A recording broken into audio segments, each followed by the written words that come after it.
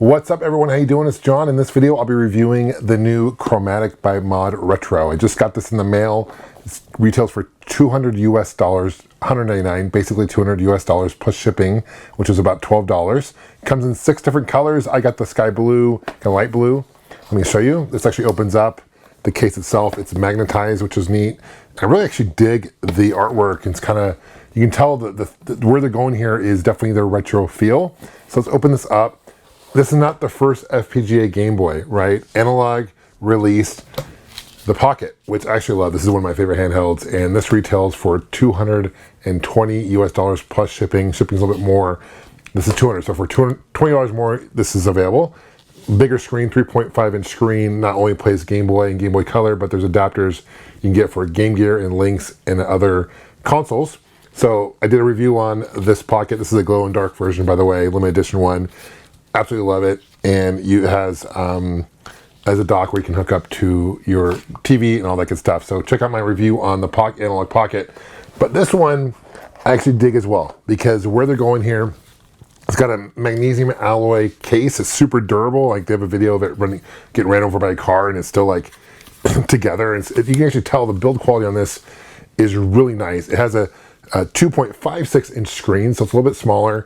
What I noticed off the bat when I turned this on and played it a little bit, it's got a nice pixel screen, and it definitely screams retro. In fact, it doesn't even have a lithium battery. It requires 3 AA batteries, like old school, and I've heard the battery life on this lasts about 6 hours or so.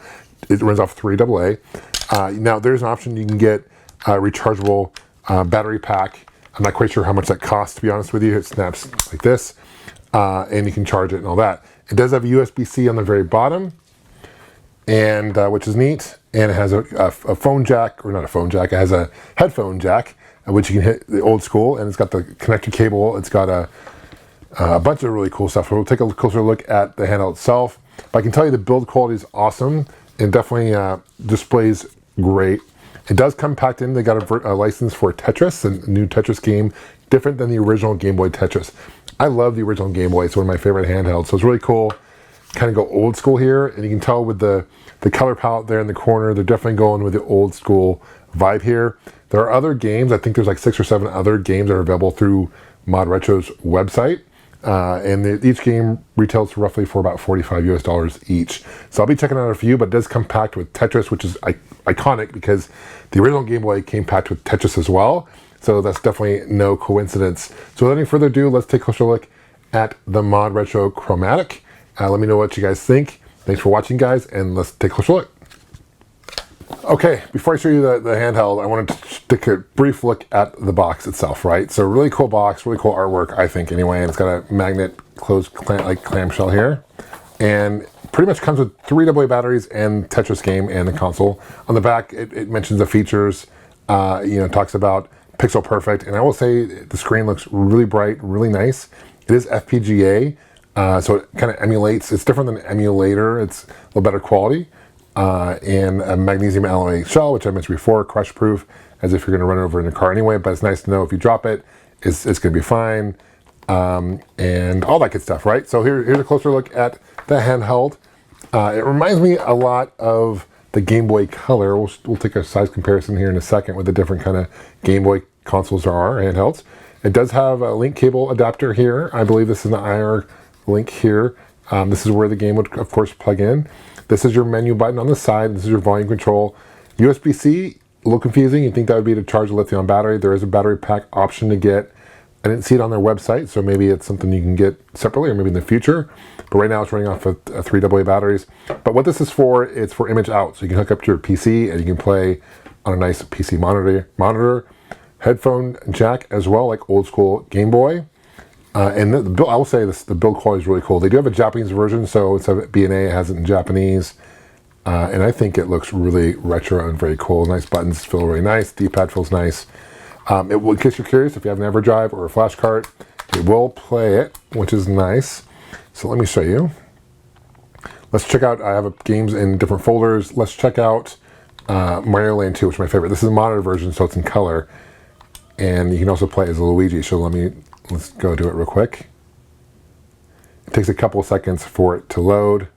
Make sure, really important, if you go to the menu, you got to make sure the game's paused, because hitting the menu button itself will not pause the game. So you got to make sure you do that. Here's rewriting it. And check out how cool it looks in color. How awesome is that? Here, I'll show you how you switch to Luigi. You can't play Luigi as the original one. There he is. This is one of my favorite Mario games. This is Wario. This is the very end of the game, by the way.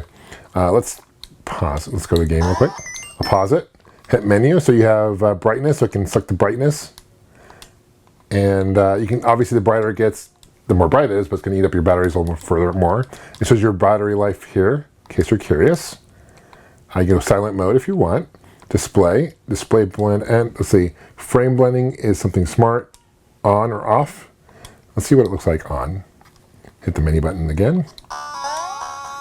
Display looks really nice. Hopefully the camera's picking up okay.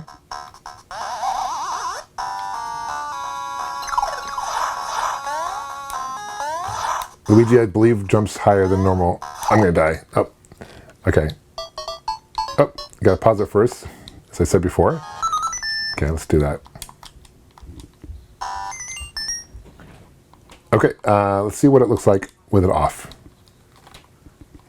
I guess the frames blend. It's not super noticeable to me. Maybe it looks a little smoother with the frame blend on. So I guess it's a matter of preference. Okay, let's check out the controls. Those are the controls, and then you can also hear firmware update here, and the number of players. You can select number of players if you have a link, etc. Okay, so that's what the menus do. Pretty basic menu. On the Pocket, you can adjust the color palettes. You can the width of the screen. Screen's smaller, about a little less than an inch smaller than the Pocket. Okay. Let's check out Tetris for it. Let's go and turn it off. Let's go. This is the game that came with it, Tetris. Licensed by Tetris. I thought that was a really good idea to pack it with this full audio there. It's pretty loud. Do multiplayer. Obviously, I don't have a link right now, but you can do multiplayer. I already have a profile.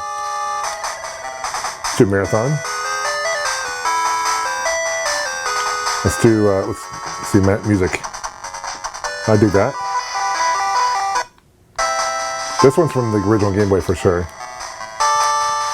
You can set like where you want to start from.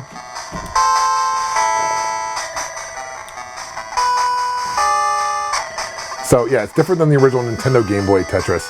But here's the interesting thing. This cartridge, I'll turn it down a little bit so you can hear me. This cartridge, the Tetris one, does not work on the Pocket. I tested it, it doesn't work on the Pocket. I think that's probably intentional. They didn't want this game to be compatible on the Pocket. I'm not very good at Tetris. Some people can get really good at Tetris. I am awful. But it shows you the next 3 items, which is cool. Most Tetris games show 2. Oh.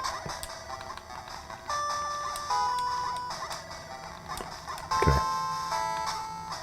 Here we go. No, not quite Tetris. Close. Okay, pause it. Let's show you a size comparison real quick to the different Game Boys. Okay, first size comparison I'm going to show you is the original Game Boy. This is one I had as a kid back in the day. I bought this new back in late 80s when it first came out. And you can see it's shorter, definitely shorter. I'd say it's actually heavier than the original Game Boy. It's pretty heavy. Obviously, button layout is similar. And link cables on the opposite side. And then you can see kind of the back side comparison. It's a little narrower than the original Game Boy, but definitely heavier, significantly heavier than the original Game Boy. Next one I'll show you is, let's do the Game Boy Pocket. And you can see that the Game Boy Pocket is actually shorter. It's got Pocket has a slightly bigger screen, I feel. And Pocket's narrower as well. The back doesn't come out as much, runs off 2 AA batteries. I actually love the Pocket, I love the look of it. And here is the Game Boy Color. This is the one that reminds me the most of, right? It's very similar.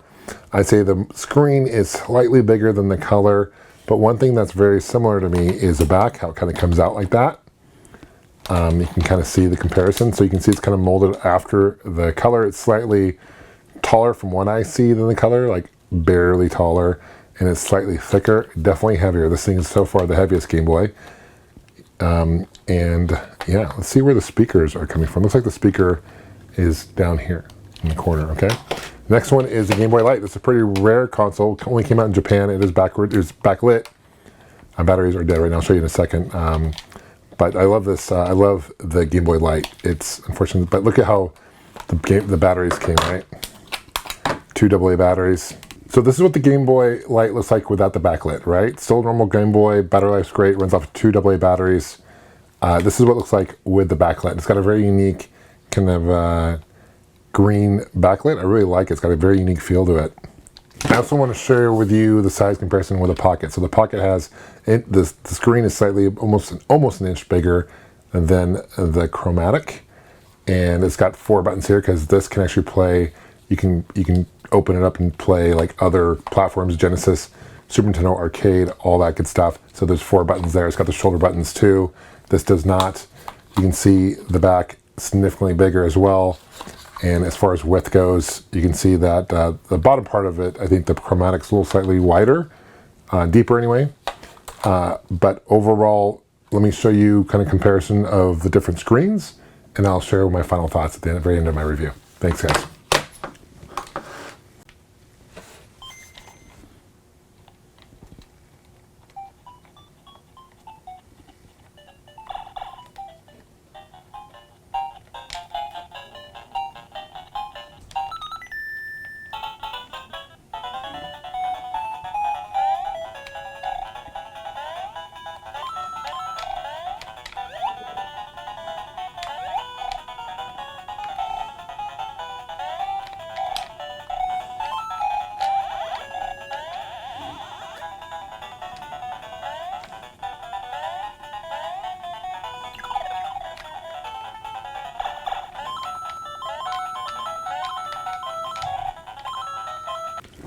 Okay, now I want to show you a Game Boy Color game and see what it looks like here. This is Super Mario Brothers Deluxe.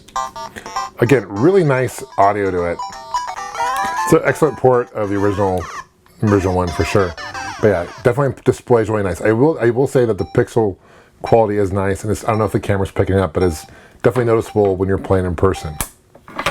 So in conclusion, what do I feel about the ModRetro Chromatic? I actually like it. I think it's cool. It's definitely geared for those collectors and those gamers who are old school, who want to kind of have that feel of the original Game Boy. I love the fact they have new games and IPs for this system. I love that. I think that's really cool. Price difference wise, as I mentioned before, $200 plus about $12 shipping.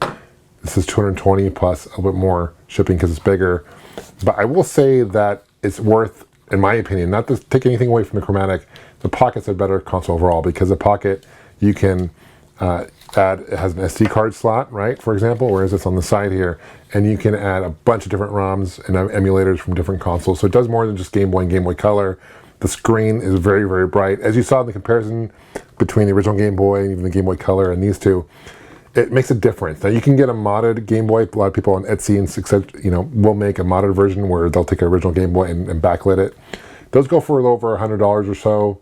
So you can always do that route too. That's an option, but backlit is definitely the way to go because it's hard to see without the backlit, to be honest. I remember as a kid playing under a light, and then they had contraptions you can attach it to as well with a light, which is funny. But between these consoles, my recommendation, they're both FPGA. I think they both have their pros and cons, but in my opinion, I think the Pocket is definitely the way to go in terms of more options. It has a lithium battery as well. The battery life on this lasts a long time, and when you turn it off, it doesn't drain the battery over time. You can turn it off for a while, come back to it like in a week, and it wouldn't have drained the battery, which I really like. Kind of an odd choice to put 3 AA batteries. I'm sure that was a cost-saving measure by ModRetro. Nothing wrong with it. I don't fault them for it or anything like that, but kind of an odd choice. It's going to eat batteries pretty quickly if you have this. But do I recommend it? Sure. But if you're looking to spend a little bit more, I think the Pocket is definitely the way to go because you can play a little bit more consoles. I actually love the Pocket. It's one of my favorite handhelds out there. I love what Analogue is doing. Not to take away from the Chromatic. Anyway, let me know what you guys think, guys. Thank you so much for watching. Thank you for subscribing. We'll see you guys soon. Take care. And of course, game on.